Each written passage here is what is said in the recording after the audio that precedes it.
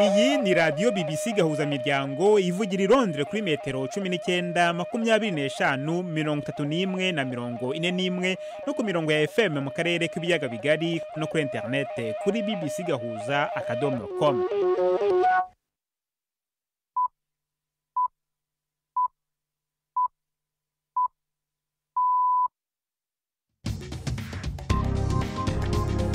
Ubu ni saa 10 n'igice ku isaha mpuzamahanga ya GMT, ni saa 12 n'igice ku isaha yo mu Rwanda no mu Burundi. Muri studio muri kumwe na Jacques Niyitegeka. Izi ni ingingo z'ingenzi zigize aya makuru. Leta ya Ethiopia iravuga ko izigarurira ibibuga by'indege n'izindi nyubako mu karere kugarijwe n'imirwano ka Tigray mu gihe intambara ihavugwa irimo kurushaho gukara.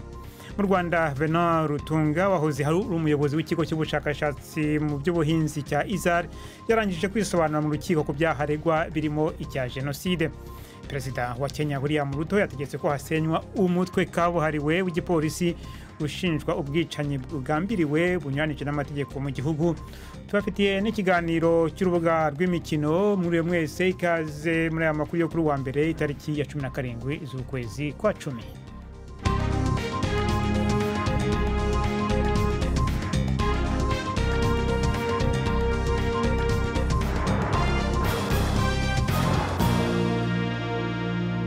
Amakuru yose ndetse n'ayandi ku buryo burambuye ni mu kanya. Mark Niyonkuru amaze kutugezaho muri make amakuru y'ingenzi avugwa hirya no hino ku isi. Umuryango wa Buraya watangaje ibihano bishasha kuri leta ya Iran kubera ingufu z'umurengera kubihaye amabarabara biyamiriza urupfu rwa Mahsa Amini mu ibohero. Igipolisi cyubahiriza inyifato hamwe n'umushikiranganji ajeje kumenyesha amakuru bari mu bantu 11 bo hejuru n'ibindi bigo bitandukanye byerekewe n'ivyo bihano. Iran yiyemeje gusubiriza mu ndumane umuryango wa Buraya mu gihe ca vuba. Umuvugizi w'ubushikiranganje bw'imigenderanire wa Iran yavuze ko ivyo vyemezo by'abashikiranganje bajejwe imigenderanire y'umuryango wa Buraya bitubaka kandi bitagira ifatiro. Bamwe mu bashikiranganje bari basavye ko Iran ifatirwa n'ibindi bihano kubera yahaye amadrone aturi ku Burusiya yakoreshejwe muri Kiev. Umushikiranganje mushasha w'Ubwongereza ajejwe ikiga ca leta Jeremy Hunt yahinduye hafi byose mu byari mu nteguro y'amafaranga leta itegura gukoresha yari yashikirijwe n'uwakuwe muri ayo mabanga amaze gutwara ubwo bushikiranganje indwi zitatu gusa. Iyo nteguro yakuye icyizere kinini kuri leta ya Liz Truss. Bwana Hunt yavuze ko ariko arakora byihuta iyo nteguro kubera ari ngombwa guhumuriza amasoko y'amafaranga. Muri iyo ngingo yafuse harimo gukata amakori ku mafaranga umuntu yinjiza, kandi mu kwezi kwa 4 haza azokwihweza urugero rw'ibiguzi vya gaz bisugereje imiryango n'urudandazwa. Bwana Hunt yavuze ko ari cy'ingenzi ukugarukana igihugu kugira ngo congere guhagarara neza. Amareta ntashobora kubuza amasoko guhindagurika, ariko ashobora kugira uruhara rwayo, kandi tuzobikora kuko kutagira amaragamo bigira ingaruka ku biciro by'ibintu mu mamangazini, ku biciro by'amazu hamwe no ku mafaranga y'ikiruhuko cy'izabukuru. Hazofatwa n'izindi ngingo zigumye gusumba ku makori no ku mafaranga leta ikoresha mu gihe turondera gushika ku ihangiro twihaye ryo kugabanya amadeni nk'uruhara mu butunzi ku kiringo kitari kirekire cyane.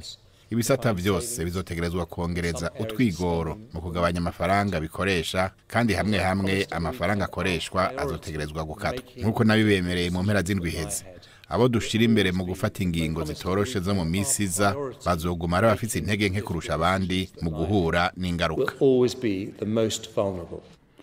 Inteko zishira mu buzima ku ngoni zibiri zaje kugarukana amahoro muri Mali zishwe, abandi bane nabo barakomereka cyane igihe imodoka barimwo yaca ku gisasu ca bita mine bariko bararondera izo bisasu nyene.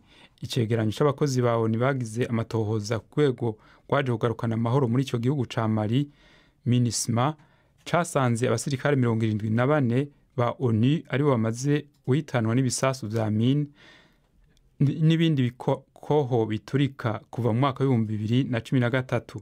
Intagondwa za Islam muri Mali zivuga ko zimaze guhitana abantu baharugwa mu bihumbi n'abandi baharugwa mu bihumbi amajana bamaze guta izabo.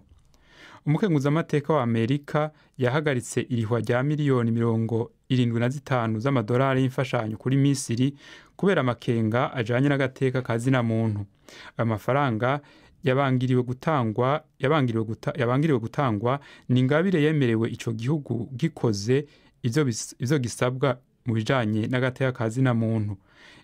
Yari kuba yararishwe n'intwaro ya President Biden inyuma yaho Misiri yarekura abafungwa 500 ba politike, ariko kubera abandi bafungwa baharugwa mu bihumbi bagifunzwe, Senateur Patrick Lee ari mu bagize urwego rw'abasenateri biga amategeko ajanye n'amahera atangwa hanze muri Amerika, yavuze ashimise ko Misiri igikeneye gukora ibindi byinshi kuco yise uburyo abanyororo ba politiki babayemwo muri Misiri bubabaje. Iyi ni BBC gahuza miryango. Uburusiya bwateye ku mugwa mukuru wa Ukraine mu rukurikirane rw'ibitero vya drone zakorewe muri Iran. Abarondera babuzwe irengero babarondera mu bisagara by'inzu iri muri komine ya Shevchenko. Batoye ibiziga 3 barokora n'abandi hafi 20. Umushikiranganji w'intwaro hagati mu gihugu muri Ukraine yavuze ko muri drone 30 zatewe zerekeza Kiev, zirenga 20 zasambuwe. Ni inkuru ya Igo Bachega mushikirizwa na Yvette Kabatesi.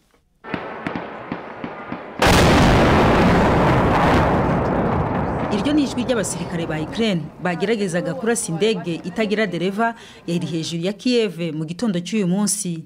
Ukraine ivuga ko yarashweho ibisasu 28 ariko 5 byonyine ari byo byageze aho byoherejwe. Cyakora amazu menshi yangiritse bikomeye. Mu murwa mukuru rwagati abashinzwe ubutabazi baracyashakisha abantu mu bisigazwa by'inyubako. Ku rundi ruhande rw'umuhanda ibiro by'ikigo cya Ukraine gishinzwe ingufu nabyo byibasiwe. Kiev ivuga ko ubwo ari bwo buryo Moscow iriho isubiza ku gutsindwa kw'igisirikare cyayo ku rugamba, yibasira ibikorwa remezo by'ingenzi mbere y'uko ibihe by'ubukonje bwinshi bitangira.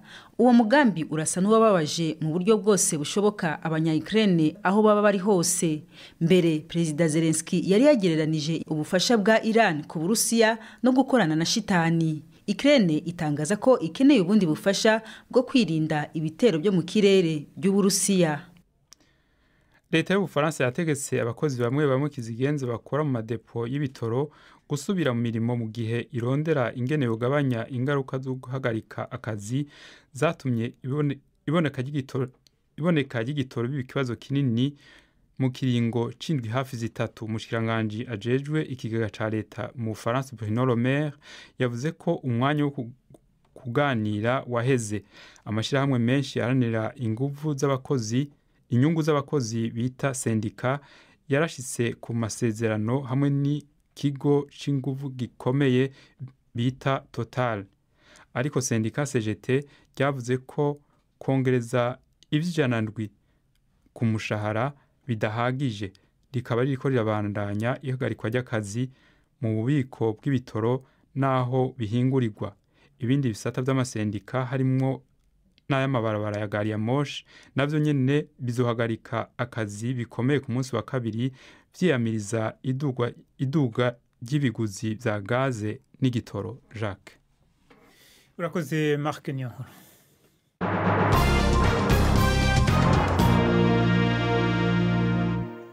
Ano makuru ku buryo burambuye reka tuyahera mu gihugu cya Ethiopia. Leta iravuga ko izigarurira ibibuga by'indege n'izindi nyubako mu karere kugarijwe n'imirwano ka Tigray mu gihe intambara ihavugwa iri mu kurushaho gukara.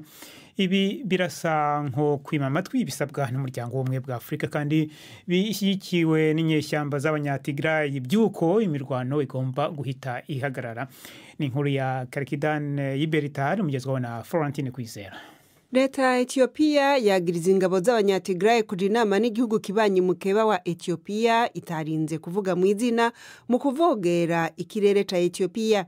Yiyemeje gukingira ubudahangagwa bw'ikirere c'uburaruko bw'igihugu kimwe n'ibibuga vy'indege. Intambara zikomeye n'ubuzira cabandanya.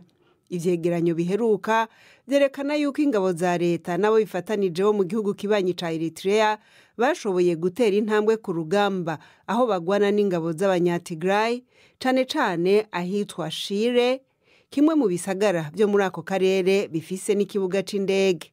Biragoye kumenya neza ibibera muri Tigray na bugi imihora yitumatumanako yugawe.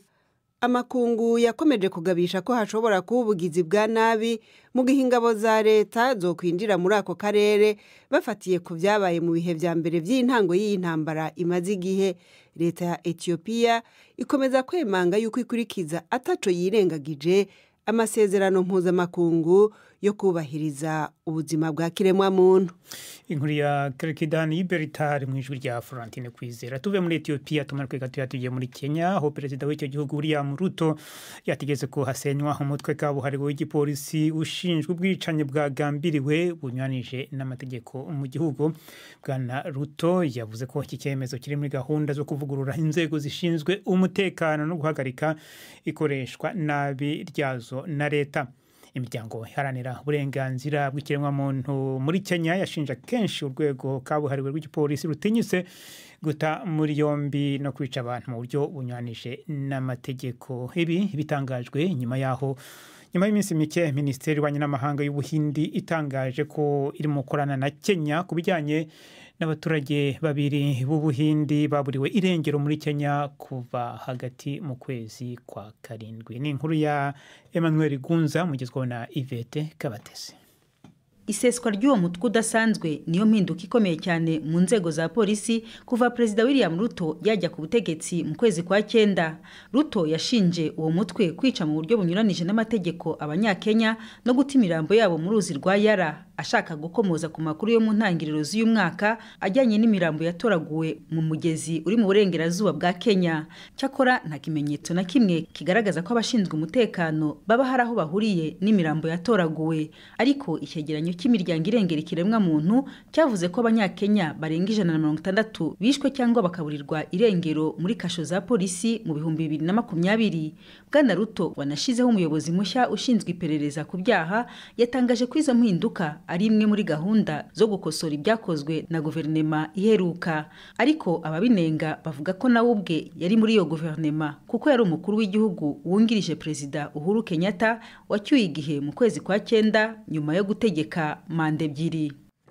Inkuru ya Emmanuel Igunza. Reka noneho tugiye mu Rwanda mu rugereko rwihariye urukiko rukuru rukorera mu mujyi wa Nyanza mu majyepfo y'igihugu, aho Dr Venant Rutunga wahoze ari umuyobozi mukuru w'ikigo cy'ubushakashatsi mu by'ubuhinzi cya Izari yaranje kwisobanura ku byaha bitatu aregwa birimo n'icyaha cya genocide. Mu byaha ubushinjacyaha umurega ko yakoreye mu kigo cya Izari yayoboraga no mu nkengero zacyo, we rero akaburana abihakana. Venant Rutunga yoherejwe mu Rwanda n'igihugu cy'Ubuholandi umwaka ushize ngo akurikiranyweho ibyo byaha mu Rwanda. Umunyamakuru wa BBC Yves Bucyana yakurikiranye urwo rubanza maze adutegurira inkuru ikurikira. Rutunga Venant n'abamwunganira nibo bahawe ijambo bakomeza kwisobanura ku byaha aregwa. Nyuma y'icyaha cya genocide bisobanuye ku cyaha cy'ubufatanyacyaha muri genocide. Ibikorwa bigize icyaha ukurikije ikirego cy'ubushinjacyaha bivuga ko Rutunga yatanze amabwiriza ko hatangwa ibikoresho byifashishwaga mu gukora isuku muri Zari birimo imihoro, amapiki, amasuka n'ibindi, bigahabwa abakozi b'icyo kigo, nyuma bakaza kubyifashisha mu bwicanyi hicwa abatutsi bakoraga muri Zari ndetse n'impunzi zari zahungiye muri icyo kigo no mu nkengero zacyo. Ibindi bikorwa kandi ngo n'ubufasha bwa ngombwa Rutunga yatanze kugira ngo ubwicanyi bushoboke. Kuba yarabonye impunzi ngo zari zashoboye kwirwanaho akajya guhuruza abajandarume. Ikindi kandi ngo Rutunga afatanyije n'abandi bayobozi b'icyo kigo basezeranije ibihembo abicanyi. aho byagaragaye ko bahembye interahamwe ikimasa. Metre Ntazika umwunganira yabwiye urukiko ko bitumvikana ukuntu Rutunga yaba gatozi akongera akaba umufatanyacyaha kuri icyo cyaha. Agendeye ku nyandiko z'abatangabuhamya, umwunganizi we avuga ko nta na hamwe abatangabuhamya bavuga ko abakozi ba Izari bahawe ibyo bikoresho kugira ngo bice abatutsi, kandi ko babihawe bose uko bakoranaga muri Izari, baba abahutu baba n'abatutsi. Ku cyaha cyo kurimbura ubwoko, ibikigize bikaba harimo kuba yarazanye abajandarume muri Izari, Metre Ntazika Nehemi avuga ko Rutunga nta bushake yari afite bwo kuza kurimbura abatutsi, ko nta mugambi yari afitemo wo gushaka gukora ikibi, kwari ukugira ngo bacunge umutekano w'ikigo. We ubwe Rutunga yiyemerera ko yagiye guhuruza abajandarume, ariko ko atakwirengera ibikorwa bibi bakoze. Ubwunganizi bwavuze kandi ko Venant Rutunga ubu ufite imyaka 73 nta bushobozi yari afite bwo gukumira ibitero, cyane ko ngo niwe bahagabye ibitero bagasahura inzu ye bakanayisenya. Banzuye ko abatangabuhamya bavuguruzanya mu nyandiko mvugo zabo, bigatera gushidikanya. Bagasaba ko urukiko rwasuzuma ibimenyetso n'ibisobanuro batanze, umukiriya wabo akagirwa umwere. Urubanza ruracyakomeje. Yves Bucyana, BBC Gahuzamiryango, i Nyanza. Urakoze Yves Bucyana, yumva ni radio BBC Gahuzamiryango. Madukurikira kandi kuri Kisoro FM mu majyepfo ya Uganda. Abari mu Rwanda no mu Burundi muradukurikira ku mirongo migufi ya shortwaves, naho abari kuri internet murakurikira ano makuru kuri Facebook Live. BBC Gahuzamiryango Igoma ni kuri FM 93 n'ibice 8. Tugeneho kubirebana na politiki mpuzamahanga ku gihugu cya Ukraine, mu gihe hafi isi yose irimo guhura n'ibibazo binyuranye biterwa n'intambara Uburusiya bwashoje kuri icyo gihugu cya Ukraine. Kugeza ubu isi ntabwo yari yashobora kumvikana ku buryo icyo kibazo cyakemuka.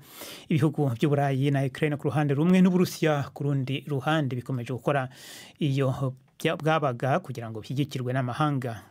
Niko byagenze i New York mu cyumweru gishize mu muryango w'abibumbye ku mpaka zahabereye.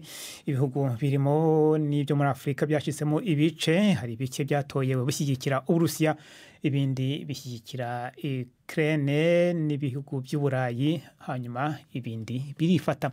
Mu kugerageza kumenya icyo bisobanura muri politiki y'ububanyi n'amahanga, twiyamaje mu bihugu muri politiki Dr Omar Harfani uri muri Leta Zunze Ubumwe za Amerika. Yatangiye abwira mugenzi wanjye Florentine Kwizera ibyo muri iyo nteko y'umuryango w'abibumbye amateka arimo kwisubiramo. Ntabwo ari ukuvuga ko muri ibihugu bya Afurika iyo urebye no muri ya ntambara y'ubutita akenshi byasaga nk'aho byifata ariko bifite aho bibogamiye. Rimwe na rimwe niyo byanze gutora bikifata bifite aho bibogamiye, ariko ngira ngo harimo n'ibyatoye. Reka tuvuge ibyo bice bibiri. Ibihugu byifashe nuko bifite uburyo bivuga biti Uburusiya na Ukraine bifite uruhare runini cyane mu bijyanye n'ubuhinzi mu isi, ariko cyane cyane ku mugabane wa Afurika. Noneho wareba ugasanga ari impamvu bimwe byifashe nuko bigira ngo nyine bitagirana ikibazo n'ibyo bihugu. Wareba rero ibyatoye kwamagana nyine ibyo Uburusiya bwakoze, muri ibyo ngibyo umuntu yavuga ko byabikoze kubera igitutu cya Leta Zunze Ubumwe za Amerika n'ibindi bihugu nk'Ubwongereza n'Ubufaransa bisanzwe bifasha ibihugu byo muri Afurika. Uburusiya bwabanje gusaba yuko amatora aba mu muhezo, uwo mwanzuro barawanga kuko Uburusiya bwashakaga ko icyo gihe bwari kubona abawukurikira benshi. Ariko iyo bigiye ku mugaragaro rero niho nyine usanga bavuga bati Amerika yatoye umwanzuro, Ubwongereza bwawutoye, Ubufaransa bwawutoye n'ibindi bihugu byo mu burengerazuba bw'isi. None nitudatora hari ibyo twari dukeneye kuri ibihugu, ni ugutora ukurikije aho ugufa, cyane cyane mu bihugu bya Afurika kuko ni ibihugu akenshi usanga nk'ingengo y'imari y'imbere mu gihugu iba ari ntoya, noneho bigasaba ko bisaba indi ngengo y'imari kandi bifite navuga ijanisha riri hejuru za 40, bimwe mu bihugu bijya hejuru ya 50%. Urumva ibihugu nk'ibyo biba bikigerageza kwiyubaka, biragoranye kugira ngo bizafate umwanzuro runaka cyane cyane ubangamira ibihugu bikunze gufasha nka Leta Zunze Ubumwe za Amerika. Umuntu ashobora kuvuga ko iki kibazo ca Ukraine gishobora kugaragaza aho ibice by'isi bihagaze muri kino gihe canke ingaruka zishobora kuboneka ku migenderanire hagati y'igihugu n'ikindi bilateral?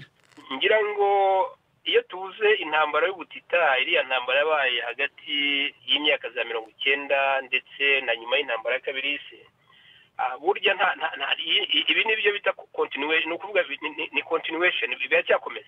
Ibi turimo kubona ubu ngubu navuga ko ari ingaruka z'iyo ntambara y'ubutita, kuko ni hagati y'uburasirazuba bw'isi ndetse n'uburengerazuba bw'isi. Ni nako bikimeze, niko byari bimeze icyo gihe, ni nako bimeze ubu ngubu.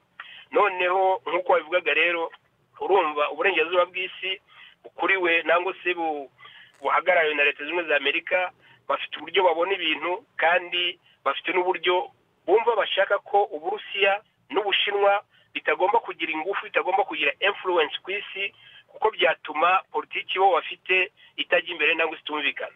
Icyo nicyo kibaza. Abandi nabo rero nk'Abarusiya nabo bari kumwe Ubushinwa n'ibindi bihugu bakavuga bati ntabwo natwe tuzemera kujya munsi y'amategeko y'ibihugu by'uburengerazuba bw'isi, tuzakora uko dushoboye tubirwanye. No kuvuga ngo ibyo bavugaga rero byo gufata uruhande rumwe nangwa se bikaba nk'uko byari bimeze mu gihe cy'intambara y'ubutita, ubu ni nako bimeze, kubera ko nubwo turimo kubona ko Uburusiya bufite ibihugu bikeya nk'Ubushinwa, Korea ya ruguru, igihugu nka Syria, ariko harimo ibindi bihugu biba bitarimo kubivuga. Urabona nka ririya shyirahamwe bita BRICS, bari ubwabo nubwo harimo ibihugu twavuga bitatoye uriya mwanzuro, ariko ntabwo ari ukuvuga ko bidashyigikiye Uburusiya. Aho niho rero bigaragara ko nyine isi yamaze kwicamo ibyo bice dushingiye nk'uko byagiye biba mu ntambara y'ubutita. Dr. Omar Harfani, reka noneho dukomereze ku bijyanye no kurengera ibidukikije. Tujye mu karere k'ibiyaga bigari. Repubulika ya Demokarasi ya Kongo ni igihugu kibonekamo ishyamba ry'inzitane rya kabiri ku isi mu bunini, ku buryo ibi bituma iba igihugu cy'ingenzi mu bijyanye no guhangana n'ikibazo cy'ihindagurika ry'ikirere. Ariko rero umurwa mukuru wayo Kinshasa ufite ikibazo gikomeye cy'umwanda w'iyarara ukomeje kwiyongera cyane. Abategetsi bo mu nzego z'ibanze muri uwo mujyi bavuga ko buri munsi Kinshasa haboneka umwanda utari munsi ya toni 7,000. Inyinshi muri iyo myanda ikaba itwikwa. N'ubu bwose haherutse gufatwa icyemezo cyo kubuza gukoresha imifuka ya plastike, ntibyabujije ikibazo gukomeza kuba ibamba. Ni inkuru ya Joyce Etutu mugezweho na Mark Niyonkuru.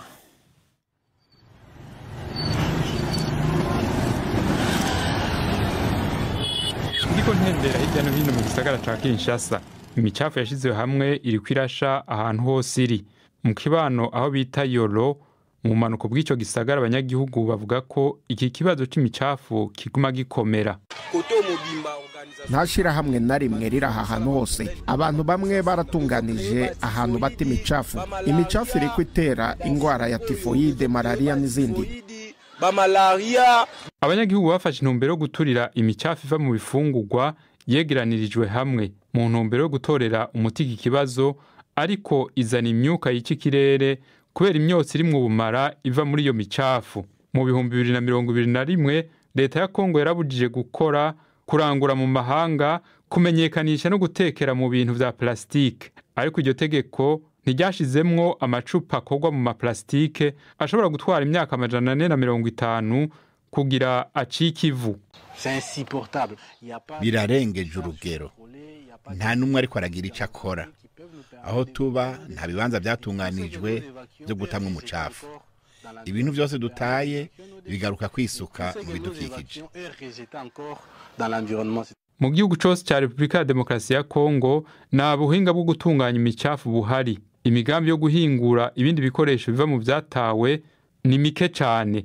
Nico gituma Paul yihaye intumbero yo kubitorera inyishu ubwiwe, agakora intebe, imeza n'udukoresho bashirako amashugwe abikuye mu mapine yatawe. Kubera Repubulika ya Demokarasi ya Kongo ari igihugu ca kabiri ku isi kirimwo ishamba cimeza rinini, umukuru w'igihugu caho Felix Tshisekedi yacise igihugu gitanga inyishu ku kibazo c'ihindagurika ry'ibihe. Ariko ibintu biboneka ku mugwa mukuru waho bivuga inkuru itandukanye n'iyo. BBC yararondeye leta kugira ngo igire ikivuze, ariko nta nyishu yaronse. Ku bwa Paul ngo ni igihe cyo gukora. nibaza ko tumaze kuvuga bihagije. Hakenewe kugira igikorwa ngo ibintu bihinduke. Imicafu itera indwara. Dukinga ibidukikije tuba natwe twikingiye kandi tukaramba. Mu kwezi guheze ishyirahamwe mpuzamakungu ONU ritanga uburyo mu kigo citaho ineza y'abana UNICEF ryatanguye isekeza ryo gufasha kumenyesha, kwanduza imicafu no guhingura ibindi bikoresho biva mu bintu vyatawe mu ntumbero yo gufasha igihugu. Urunani rw'amashirahamwe yo ku mugabane wa Afrika ajeje kugwanya ihindagurika ry'ibihe Greenpeace rwarasavye leta gukingira ibidukikije, naho bimeze uko bisa nuko hari byinshi bigikeneye gukogwa. Inkuru ya Joyce Tutu mwijwi rya Mariko niyo nkuru. Ubu noneho ni umwanya w'ikiganiro cy'imikino na Yves Bucyana.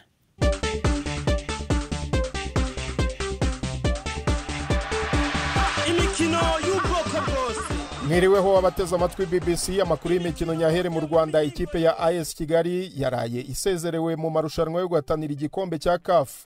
AS Kigali yakiniraga i Benghazi mu mukino wo kwishyura Al Nassr yo mu gihugu cya Libya, ari nayo yatsinze uwo mukino igitego 1-0.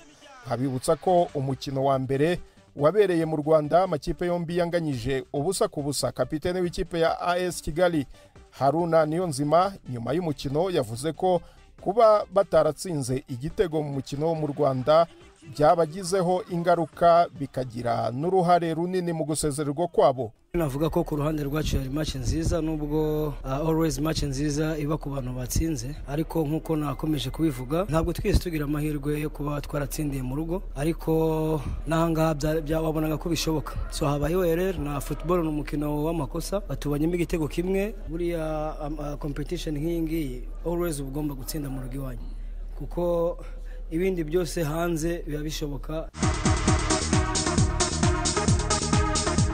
Nkiri ku mikino yo guhatanira ibikombe by'ishyirahamwe ry'umupira w'amaguru muri Afrika CAF, mu gikombe cyabaye ya mbere iwayo ku makipe yo mu karere, ikipe ya Yanga yo muri Tanzania yasezerewe na Al Hilal Omdurman yo muri Sudan yitsinze igitego 1-0. ni mu gihe mu mukino wabanje amakipe yombi yari yanganyije igitego 1-1 i Dar es Salaam. Mukeba wayo Simba yo yasezereye Primeiro de Agosto yo muri Angola yitsinze igitego 1-3 yari yayitsinze mu mukino ubanza. Ikipe yatunguranye ni ikipe ya Vipers yo muri Uganda. Kwa gatandatu yasezereye TP Mazembe yo muri Repubulika ya Demokarasi ya Kongo. Amakipe yombi yanganyije 0-0, hitabazwa za penalty kuko no mu mukino ubanza bari banganyije 0-0. Vipers isezerera Mazembe kuri penalty 4-2. Ni mu gihe kwa gatanu w'icyumweru gishize ikipe ya Zamalek yo mu Misiri yasezereye Flambeau du Centre mu Burundi yitsinze ibitego 5-1 bisanga ikindi 1-0 yari yayitsinze mu mukino ubanza i Burundi. Ku mugabane w'Uburayi ikivugo cyane ni mu Bwongereza, umukino warayuhuje ikipe ya Liverpool na Manchester City, umukino wa shampiyona. Liverpool itahabwaga amahirwe muri uwo mukino bitewe ahanini n'uburyo yari imaze iminsi idahagaze neza muri shampiyona, itsinda Manchester City igitego 1-0, igitego cya Mohamed Salah. Ni umukino waranzwemo ibintu byinshi. Pep Guardiola umutoza wa Manchester City yavuze ko abafana ba Liverpool bamuteye igiceri ngo nubwo kitamuhamije. Umutoza wa Liverpool Jurgen Klopp wahawe ikarita y'umutuku ahagana ku musozo w'umukino, ndetse na Liverpool ivuga ko abafana ba Manchester City baririmbaga indirimbo zo kuyisesereza no kuyibutsa insanganya yahuye nazo mu bihe byashize. Gutsinda kwa Liverpool itsinda Manchester City ntibyanejeje gusa abakunzi ba Liverpool kuko n'abakunzi ba Arsenal babyungukiyemo. Arsenal ubu yicaye ku mwanya wa mbere wa shampiyona irusha Manchester City amanota 4. Ni nyuma yaho Arsenal nayo ejo yatsinze Leeds igitego 1-0, igitego cyatsinzwe na Bukayo Saka.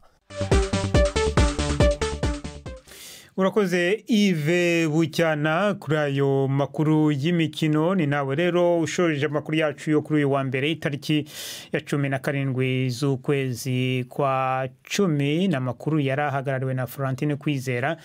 Umwanya twanye muto kugira ngo tubagezeho icyo tubahishiye mu runana rw'ejo, ariko rurahari ntimuzacikwe. nyuma mu makuru twabwiye ko leta ya Ethiopia ivuga ko izigarurira ibibuga by'indege n'izindi nyubako mu karere kugarijwe n'imirwano ka Tigray mu gihe intambara ihavugwa ikomeje kubuza ubuhuha. Naho perezida wa Kenya William Ruto yategetse ko hasenywa umutwe kabuhariwe w'igipolisi ushinzwe ubwicanyi bwagambiriwe bunyuranyije n'amategeko mu gihugu. Mwakoze muramukeho. Amakuru yacu arakomeje ni ku rubuga rwacu rwa internet bbc.gahuza.com.